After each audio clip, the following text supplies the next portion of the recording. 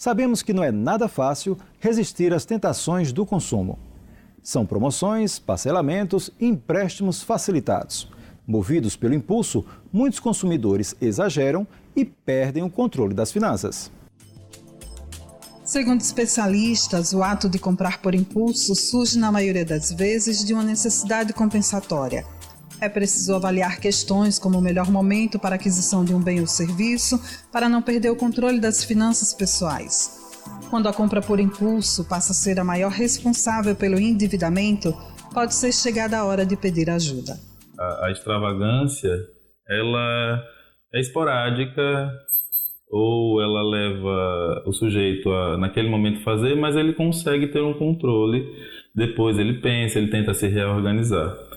Já a compulsão, que é algo já mais patológico, é algo que o sujeito ele não tem controle.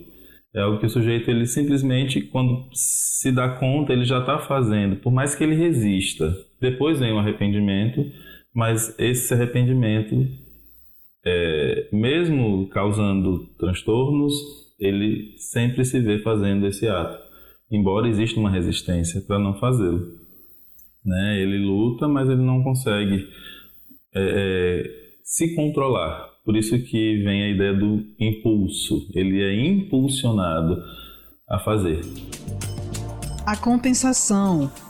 Existe uma ansiedade ou um estado depressivo associado a isso que busca ser compensado. Então, o objeto que eu estou adquirindo, ele se torna essa compensação. É como se aquele objeto ele viesse fechar uma falta que eu tenho. Inicialmente é essa a ideia que o sujeito tem. Então, quando eu estou comprando, quando eu estou pagando, eu sinto que naquele momento existe um alívio daquele estado tensional que está sobre mim. Mas que é passageiro, porque daqui a pouco vem o arrependimento, vem a descoberta de que aquilo não supriu a falta. Porque não é exatamente aquilo, e nunca vai suprir, porque o problema é outro, né? Então, de fato... E aí o arrependimento vem, a sensação de angústia, volta tudo de novo, aí eu vou ter que compensar tudo de novo, comprando, vira um ciclo, né? Um ciclo vicioso. Genética ou estado emocional? Existem alguns estudos que falam de algumas enzimas nas zonas de gratificação do nosso cérebro, no sistema límbico, que diriam que essas enzimas são as responsáveis por causar essa necessidade compensatória e um vício por esse prazer compensatório, né? Mas, como a gente está lidando com o ser humano, a gente está falando de um ser que é biopsicossocial, é um ser que ele é constituído tanto da esfera emocional quanto da esfera social e da esfera física. Então, você não pode atribuir apenas a uma característica genética esse ato. E a gente percebe que tem uma relação muito forte com a característica emocional, com a constituição da personalidade do sujeito, com a constituição da subjetividade. Inclusive porque se você for estudar a história familiar, você muitas vezes pode encontrar situações que sejam os estopins disso aí, né? Ou pessoas que já vivenciam algum tipo de compulsão, ou relações extremamente castradoras familiares, que aí, ou situações, por exemplo, quando o sujeito não passou por muitas privações e aí quando ele tem condição acaba potencializando isso e entra no outro âmbito, né? Sai de um extremo para o outro. Então, são várias realidades que podem ser origem disso.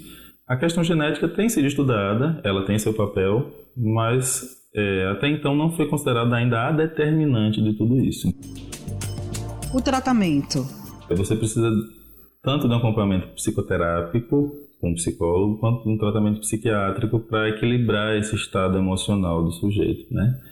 Com certeza, o estado, a necessidade de acalmar essa compulsão, né? O psiquiatra vai avaliar a necessidade de algum tipo de medicação que alivie um pouco esse estado de angústia, de estresse, né?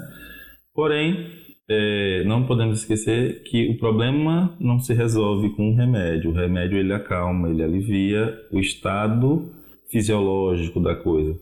Mas você precisa entender o que é que está mobilizando esse funcionamento, né? Então, a psicoterapia, em parceria com o tratamento psiquiátrico inicialmente, As pessoas elas têm muito preconceito quando falam de psiquiatra, quando falam em psicoterapia, mas eu não sou doido, isso não tem nada a ver, né? A gente sabe que ainda existe esse tipo de pensamento. Você às vezes precisa para equilibrar seu estado emocional em termos de ansiedade, né? E o psicólogo também. É aquele que vai te dar suporte para lidar com a causa desse problema. É aquele que vai fazer você pensar sobre esse problema e dar continuidade à sua vida. A cura.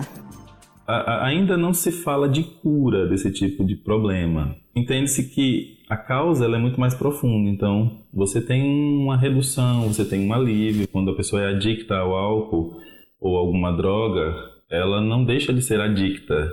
Aquela fragilidade permanece. Ela consegue lidar. Por isso que tem aquela história de evite o primeiro gole, não experimente, porque você tem uma tendência a voltar. Da mesma maneira, o processo compulsivo ou de impulso, né, de controle dos impulsos, o sujeito ele aprende a lidar com isso, ele aprende a ter armas para lidar com isso, aprende a reconhecer quando talvez esteja nesse momento que possa ser perigoso dele voltar a cometer, a realizar o ato, né? Mas o autoconhecimento, eu acho que nesse contexto é o melhor caminho, porque à medida que ele se autoconhece, ele sabe até onde ele pode ir, ele sabe o que pode causar, né, algumas atitudes dele, e ele consegue lidar melhor com isso. Quando pedir ajuda? O primeiro passo é reconhecer que precisa de ajuda, né? Muitas vezes quando a pessoa está envolvida nessa situação, a princípio ela não acha que está doente, ela acha que está tudo bem, ela acha que está fazendo algo normal, acha que todo mundo faz isso, até porque a gente vive uma sociedade extremamente consumista. Então, minha atitude acaba sendo reforçada pelo que eu vejo dos outros fazendo, né? Porque tá o tempo inteiro na mídia, você tem que ter isso, você tem que comprar aquilo, você precisa disso, e eu vejo as épocas de festa são sempre, né, aquela coisa, você precisa comprar, tem que dar presente, etc. Então, a princípio, as pessoas que estão nessa situação não se dão conta que estão numa fase difícil ou que estão, talvez, entrando num processo patológico. E ela só se dá conta que isso está tendo algum problema quando ela chega no limite, muitas vezes. Isso é que é o complicado, né? Porque às vezes até a própria família, as pessoas estão dizendo, olha, você está comprando demais. E aí é que entra um outro detalhe da pessoa que está... Às vezes ela mente, pela necessidade, porque o não fazer é tão doloroso às vezes que ela às vezes entra no âmbito de mentir, porque eu preciso mostrar que eu preciso disso.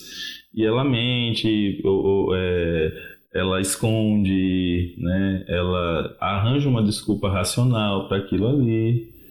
Até que ela se dê conta, às vezes ela já está num processo muito difícil, porque aí já está endividada ao extremo, aí já prejudicou alguém, porque às vezes pede emprestado dinheiro para fazer compra, para pagar alguma coisa e não consegue pagar, e começa a criar um círculo vicioso aí ao redor disso tudo, né? Mas é muito importante se a pessoa se desse conta logo no início e buscasse ajuda, porque evitaria tantos problemas para ela mesma e para os que estão ao redor dela também, né? Em instantes, veja como a educação financeira pode, de uma forma simples, ajudar a equilibrar as contas no final do mês. A gente volta já.